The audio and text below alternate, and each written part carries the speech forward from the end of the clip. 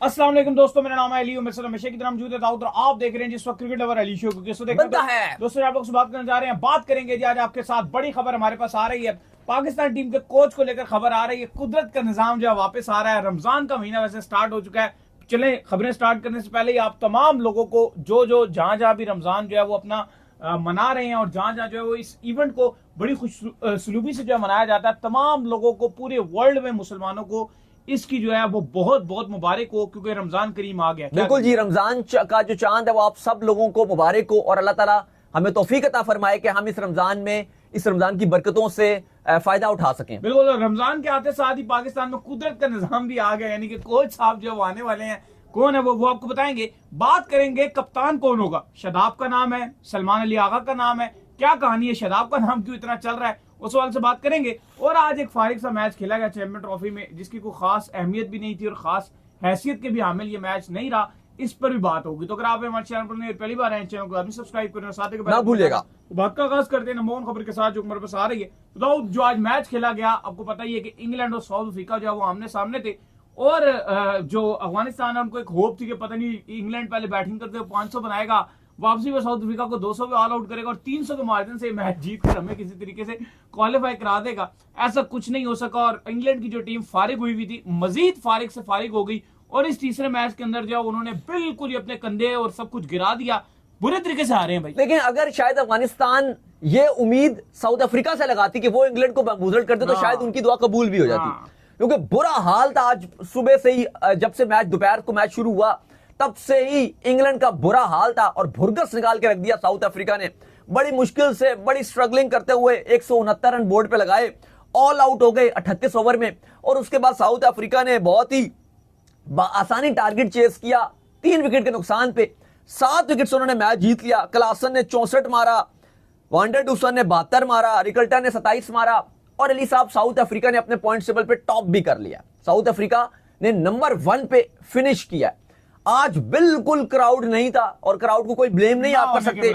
Crowd को आप blame भी नहीं कर सकते क्योंकि इतना बेमकसदा मैच था चैंपियंस ट्रॉफी का, बिल्कुल बोरिंग था, कोई इंटरेस्ट नहीं था। न्यूजीलैंड के खिलाफ जो मैच था, कराची का क्राउड भरपूर था। हमने देखा कराची का क्राउड, अपनी आंखों से देखा कवर करते हुए कि कैसे क्राउड भर कर आया। इवन ट्राई नेशन सीरीज का भी जो आपका फाइनल था उसमें भी क्राउड किस तरह खचाखच जो है भर कर आया था, सबको पता है। लेकिन जब उस क्राउड को इतनी ज्यादा डिसअपॉइंटमेंट देखने को मिले, मुकाबला ही ना देखने को मिले, तो फिर क्राउड नहीं आता। आज तो वैसे आपका मैच भी नहीं था, क्राउड ने आना भी कहां था। नहीं, मैं वही बात कर रहा हूं कि चलो लोग कह रहे हैं ना चैंपियंस ट्रॉफी के मैच थे तो आना चाहिए था, ये था वो था। ये मैच कहीं भी करवा लेते। इवन पिंडी वगैरह लाहौर में भी लोग इवन यहां तक कहते हैं कि हमने टिकट भी लिए हुए हैं तो हम फिर भी भाड़ में डालते हैं टिकट्स को, हम नहीं देखने के लिए जाएंगे। इतना फैंस तपे हुए हैं पाकिस्तान में। तो फिलहाल ये मैच बेमकसदा मैच खत्म हो गया है। अब कल इंडिया और न्यूजीलैंड का भी मैच है, लेकिन सेमीफाइनलिस्ट हमारे पास चारों आ चुकी हैं, इंडिया, न्यूजीलैंड, साउथ अफ्रीका और ऑस्ट्रेलिया। लेकिन मजे की बात यह कि अभी तक हमें नहीं पता कि सेमीफाइनल किसका किसके साथ होगा, क्योंकि कल का मैच डिसाइड करेगा कि कल के होगा। आगे जाके आपको और भी बातें बताएंगे, लेकिन कल डिसाइड होगा क्योंकि इंडिया और न्यूजीलैंड में से जो भी टॉप करेगा तो फिर पता चल जाएगा कि उसका मैच ऑस्ट्रेलिया से होगा या साउथ अफ्रीका से होगा। क्योंकि जो सेमीफाइनल लॉक है वो इंडिया और न्यूजीलैंड के लिए लॉक है। इंडिया ने दुबई में खेलना है और न्यूजीलैंड ने लाहौर में ही खेलना है। ऑस्ट्रेलिया साउथ अफ्रीका बेचारों को नहीं पता और इसलिए बेचारे दोनों ट्रैवल करेंगे दुबई के लिए। और जिसको पता चल जाएगा कि ठीक है जी उसका मैच दुबई में, वो वहीं रुक जाएगा। जिसको नहीं पता होगा वो वापस आएगा, वो लाहौर वापस आएगा। तो ये भी एक अजीब ही मंतक आ रही है। ये अजीब सी बात है कि आप थोड़ा वेट कर लीजिए कल के मैच को, जब रिजल्ट मिले तब आप बेशक जो ट्रैवल करा दीजिए, दुबई जाना है। मुझे लगता है कि एक साइंस शायद इसमें ये चल रही है कि भाई टीम जो है वो कराची में मौजूद है, उससे तो वैसे भी फ्लाइट लेनी है, तो दूसरी टीम को भी उड़ा दो।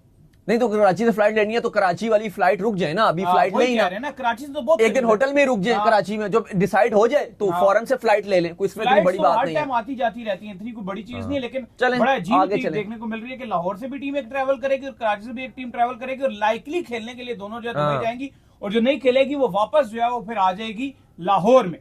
खैर, इसके बाद जो अपडेट आ रही है जी हमारे पास, वो अपडेट जी हमारे पास आ रही है सकलैन मुश्ताक को लेकर। तो भाई सकलैन मुश्ताक जो है पाकिस्तान टीम के नए कोच बनने जा रहे हैं। आकिब जावेद ने जब लास्ट प्रेस कॉन्फ्रेंस की थी, मैं भी वहां मौजूद था, ये भी वहां मौजूद थे, तो वहां पर उनसे यही सवाल हुआ कि भाई आपका जो टेन्योर है वो यही था कि आपने चैंपियन ट्रॉफी तक जो है टीम की कोचिंग संभाली थी, तो मजीद आप इसको कंटिन्यू करेंगे या नहीं। जिस पर उनका ये कहना था कि मैं कोई जॉब सीकर नहीं हूं, अगर मुझसे कोई फायदा लेना है तो ले लीजिए, नहीं तो मुझे कोई मसला नहीं है। वो तो हमने कल ही आपको रिपोर्ट कर दिया था कि आकिब जावेद कहां जा रहे हैं। अलबत्ता कुदरत का निजाम यानी सकलैन मुश्ताक साहब जब पाकिस्तान टीम की कोचिंग एक बार फिर संभालने के लिए तैयार है, क्या लगते हैं फायदा होगा जी?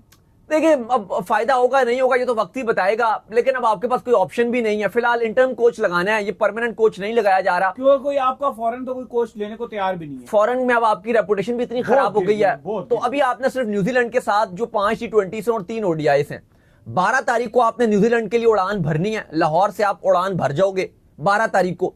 16 तारीख से 16 ये जो महीना है इसकी 16 से आपने मैच खेलना है। पहला T20 मैच है, फिर आपके 5 T20 रमजान में चलेंगे, फिर आपकी जब ODI सीरीज शुरू होगी तो आपकी छोटी ईद उल फितर आ जाएगी। तो ये आपकी सीरीज है। जाहिर है, अभी हमने कल भी आपको रिपोर्ट दिया था कि बाबर आजम, रिजवान, शाहीन, हारिस रऊफ, नसीम शाह, इन सब की छुट्टी होने जा रही है और इस सीरीज में यंगस्टर्स को खिलाया जाएगा। लेकिन जो बड़ी खबर है वो ये है कि अब सकलैन मुश्ताक इसमें आपकी कोचिंग करेंगे। लेकिन अब सवाल यहां पर यह कि कप्तान कौन होगा, क्योंकि इस टाइम दो कप्तानों के नाम है वो गर्दिश कर रहे हैं। एक है शादाब खान का, क्योंकि सकलैन के आने की वजह से ये हाइप पकड़ गई है कि क्या शादाब का नाम आ जाएगा। PSL में भी बड़ी अच्छी कप्तानी की थी अपनी टीम को, उन्होंने टाइटल भी जितवाया।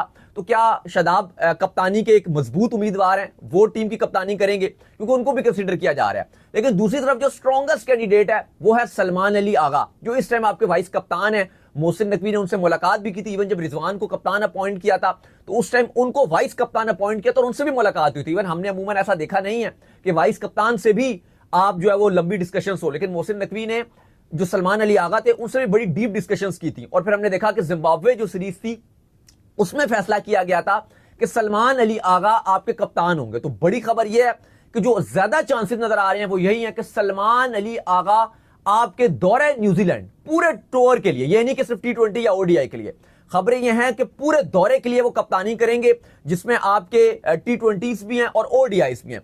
लेकिन जो बिग पिक्चर है वो ये है कि अब पाकिस्तान क्रिकेट बोर्ड के जो आला ऑफिशियल्स हैं वो चाहते हैं कि सलमान अली आगा को जज किया जाए इस न्यूजीलैंड के दौरे पर। अगर तो सलमान अली आगा जिम्बाब्वे जो है वो उसमें जो अपनी कप्तानी है वो कर चुके हैं। अच्छा, शादाब का नाम भी बहुत चला, वही मैं बता रहा हूं क्यों चला। वो रीजन जो है वो शादाब के नाम के चलने की ये है कि उसके पीछे जो कुदरत का निजाम है वो मौजूद है। यानी कि सकलैन मुश्ताक जो है, आपको पता ही है कि वो शादाब के जो है वो ससुर हैं और इस वजह से उनका नाम ज्यादा चला। लेकिन दाऊद, अगर आप मुझसे पूछो ना, और अगर आप मेरी एक ख्वाहिश पूछो, खबर तो यही है जो इन्होंने आपको बता दिया कि आगा जो है वो आ रहे हैं और कप्तानी भी आगा करेंगे। लेकिन मैं ये चाहता हूं कि शादाब पाकिस्तान की T20 टीम को लीड करे। अगर ODI हो ना तो मैं कहूंगा बिल्कुल शादाब की जगह शायद ना बने, क्योंकि उसके अंदर 10 ओवर करने होते हैं, वो शादाब शायद ना कर पाए। T20 में शादाब 4 ओवर भी कर सकते हैं, बैटिंग भी कर सकते हैं, और जिस माइंड सेट को पाकिस्तान सबसे इंपॉर्टेंट है, जिस एक माइंड सेट को पाकिस्तान मिस कर रहा है, बेसिकली ये बाबर आजम टुकटुकी है, ये रिजवान टुकटुकी है, इन सब टुकटुकियों ने मिलकर जो टीम को खराब किया ना, शादाब एग्रेसिव माइंड सेट से उस टीम को लेकर चला सकते हैं, क्योंकि शादाब ने ये काम इस्लामाबाद यूनाइटेड में ऑलरेडी किया है। अच्छा, इस पे अब ये भी है ना कि अभी कहा जा रहा है कि जो आपके आला ऑफिशियल्स हैं बोर्ड के, वो ये भी चाहते हैं कि हम सलमान अली आगा को जज करें, और अगर सलमान अली आगा उनको समझ में ना आए इस दौरे पर तो फिर सेकंड जो ऑप्शन है वो शादाब की तरफ जाया जाएगा T20 की कप्तानी के लिए। तो कहीं ना कहीं इस टाइम जो कप्तानी है वो किसी के लिए भी स्ट्रॉन्ग आप कह सकते हो कि नहीं है कि उसको तसल्ली हो कि भाई मुझे पक्का रखा जाएगा। रिजवान को पॉसिबल है कि ODI में शायद फिर भी कैरी ऑन किया जाए, क्योंकि रिजवान ने अभी ODI में चलो आपको ऑस्ट्रेलिया की एक सीरीज भी जितवाई थी, जो बोर्ड समझता है कि साउथ अफ्रीका में भी जितवाई, लेकिन T20 में रिजवान की कप्तानी इतनी अच्छी नहीं रही। पाकिस्तान ऑस्ट्रेलिया से हार गया, कप्तान भी रहा ना, बंदे जरूर बदलेंगे बहुत। T20 में इसलिए भी रिजवान के ऊपर अब थोड़ा सा जो बोर्ड है वो अपना मुंह मोड़ है, क्योंकि ODI में तो कप्तानी उन्होंने अच्छी की, चलो ये चैंपियंस ट्रॉफी में तो एक भी मैच नहीं जितवाया, हार गए, लेकिन 2 सीरीज जितवाई। लेकिन जो T20 सीरीज थी वो हम ऑस्ट्रेलिया में भी हार कर आए, वो T20 सीरीज पर हमने साउथ अफ्रीका में भी हारी। तो अब बोर्ड ये डिसाइड कर रहा है कि पहले सलमान अली आगा को इस दौरे पर ट्राई किया जाएगा, और अगर वो भी कामयाब ना आए, अगर डिसीजन वाइज समझ आया कि वो भी अच्छी कप्तानी नहीं कर रहे, तो फिर शादाब खान को भी कंसीडर किया जाएगा। लेकिन शादाब खान भी आप ये बोल सकते हो कि पूरी तरीके से इस रेस में है, जो कप्तानी की रेस है उसमें शादाब खान भी नजर आ रहे हैं। और ये कल्चर रहा है, अगर आप पुराने अरसों में उठाकर देख लो, कोई ऐसा खिलाड़ी जो पूरे तरीके से जो है वो क्रिकेट से आउट हो, उसको ड्रॉप किया गया हो, बिल्कुल वो आउट ऑफ वे वो आकर पाकिस्तान टीम का कैप्टन बन जाए, तो इसमें कोई हैरानी नहीं होगी। इसमें जो अजहर भाई हैं, आपको याद होगा आपने उनको इंटरनेशनल भी खेलते हुए उस टाइम पे नहीं देखा होगा जब मेजबान उनका नाम सजेस्ट कर दिया था। अजहर अली क्या बात करें। और देखो दूसरी तरफ जो कोचिंग के हवाले से खबर आ रही है, बॉलिंग कोच अजहर महमूद, उनकी भी छुट्टी होने जा रही है। आकिब जावेद ने देख लिया, कल हमने आपको खबर भी दी थी, उनको लग रहा है कि मुझे हटाया जाएगा, सैक किया जा सकता है, तो उन्होंने खुद ही पीसीबी से अपनी ख्वाहिश का इजहार कर दिया कि मुझे नेशनल क्रिकेट एकेडमी एनसीए में पोस्ट दे दी जाए। वैसे भी नदीम खान वहां से रिजाइन दे चुके हैं, उन्होंने छोड़ दिया तो जगह भी खाली है, तो पॉसिबल है कि जो आकिब जावेद हैं वो एनसीए में चले जाएंगे। एक्चुअल में जो आकिब जावेद की स्पेशलिटी है ना, वो ये है कि वो बॉलर्स बनाते हैं। ये मैं नहीं कह रहा, ये नहीं कह रहे, ये वहाब रियाज ने ये बोला कि मैंने एनसीए में आकिब जावेद से बॉलिंग सीखी है। मैं स्पेशल आकिब जावेद के पास जाता था कि मुझे बॉलिंग सीखनी है। लाहौर के अंदर के कैंप्स में भी उन्होंने बड़ा काम किया। वो नई बॉल्स लेके मुझे पकड़ा देते थे, लो भाई बॉलिंग करो। तो आकिब जावेद की जो मेन स्पेशलिटी है वो ये है कि वो बॉलर बना सकते हैं। तो ये चलो अच्छी बात है। बाकी देखो मैं अगर आप मुझसे, to be very honest Ali अगर साहब, अगर आप मुझसे पूछो इस टाइम जो नजर आ रहा है ना बिग पिक्चर में, अगर आप मुझसे पूछो कि क्या होने जा रहा है पाकिस्तान में, तो इस टाइम जो पाकिस्तान क्रिकेट बोर्ड जो चाह रहा है, जो लग रहा है हमें बजाहिर, क्योंकि इतना हमने कवर किया है, सिनेरियो ऐसा लग रहा है कि अगला आपका 6 महीने के बाद एशिया कप है, फिर आपका T20 वर्ल्ड कप है। नहीं, वो बिग पिक्चर देख, वो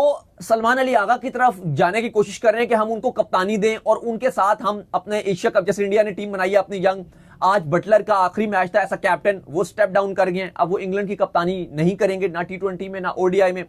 मुझे लग रहा है कि जो अब इनका जो बिग पिक्चर है, रिजवान को ODI में रिटेन किया जाएगा कप्तानी के लिए, लेकिन जो बिग पिक्चर नजर वो यही आ रही है कि जो आपके सलमान अली आ गए उनको T20 की कप्तानी देनी है। होता यहाँ पर ये है। आखिरी बात अली, फिर आप इस पर ऐड कीजिएगा, लेकिन मैं पर्सनल ये चाह रहा हूं, जो इन्होंने बात की थी कि मैं सलमान अली आगा को T20 में कप्तानी के हवाले से मैं उस तरह से देखना नहीं चाह रहा। मैं चाह रहा हूं कि ज्यादा बेहतर होगा अगर आपने T20 वर्ल्ड कप और एशिया कप देना ही है तो फिर शादाब को दीजिए।